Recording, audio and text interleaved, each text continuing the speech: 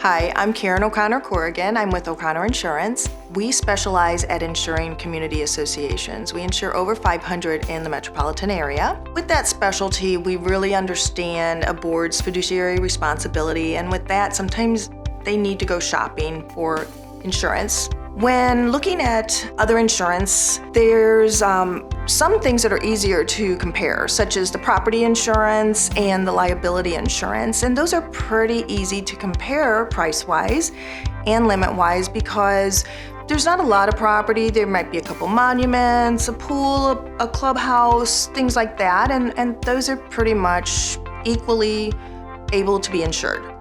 But when you come to things like directors and officers liability insurance, those coverages are hidden within the wording of the policy. It's deep in the contract, and there's no possible way that a board member would be able to detect the various coverages that are hidden within there.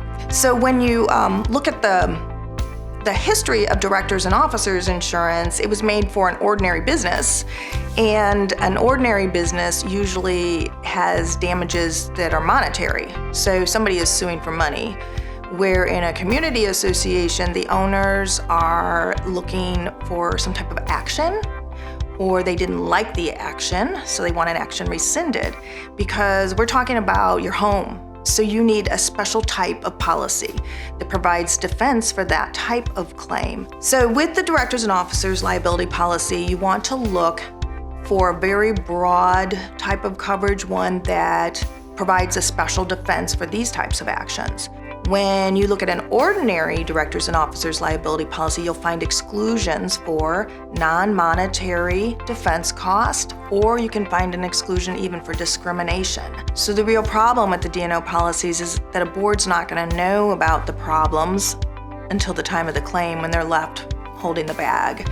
So some real cases that have happened.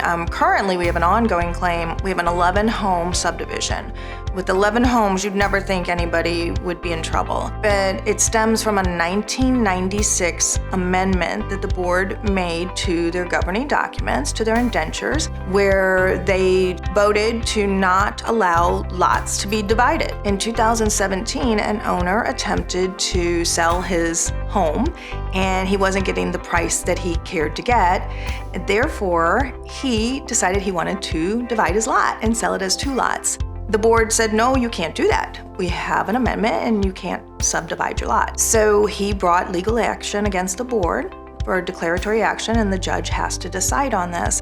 With an exclusion in a D&O policy that doesn't pay for non-monetary defense, you wouldn't have any resources except try special assessing all of your neighbors to defend the board, and that's what would have to happen. Another example is when a community was approached by a group of owners to release access of the pool registration forms. A group of owners decided there's too many kids at the pool, and they suspected that some of the families were signing up kids that didn't belong to them.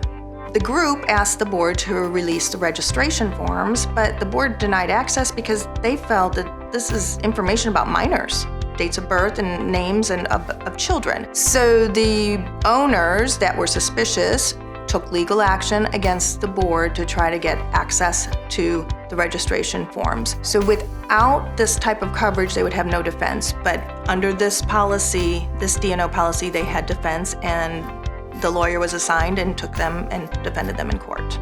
Some of the exclusions that you really want to watch for are in an ordinary D&O policy is a discrimination exclusion for any discrimination due to age, race, sex, religion, or disability.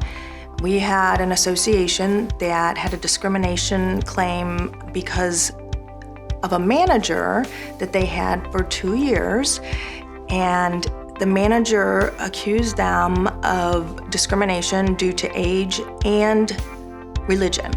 They were calling him old man. He was 51. So that exclusion in an ordinary D&O policy would apply, and they would have had no coverage. But this type of D&O policy that we put in our proposals is broad and does not have that exclusion. So they were defended in court. In 2018, we have a community that decided to impose their trash can rule. So you're not allowed to keep your trash cans anywhere but the garage in this community. And that is in their indentures. It spells it out to the T. However, a gentleman did not agree with this because he has kept his trash can on a partition since 2007, and he wants to continue doing this. Stay tuned. This is being defended right now by the association's very broad D&O policy. So what most boards don't understand, they think that they're working for a nonprofit that has no money to give, and they're doing this on a volunteer basis, and they often think they have no liabilities because of Good Samaritan laws and things like that, and that's very much a fallacy. So this D&O policy is one of the most important things to protect you, especially when you are trying to do a good deed to keep your community safe. Our greatest goal is to educate community associations and safeguard them. We know that they are only looking for harmonious governance and trying to do the best thing for their community. And we want to protect them and their owners. And if we don't protect the board, we're also leaving the owners out there, because if there's not defense money to protect the board, the owners are going to have to come up with the money to defend the board.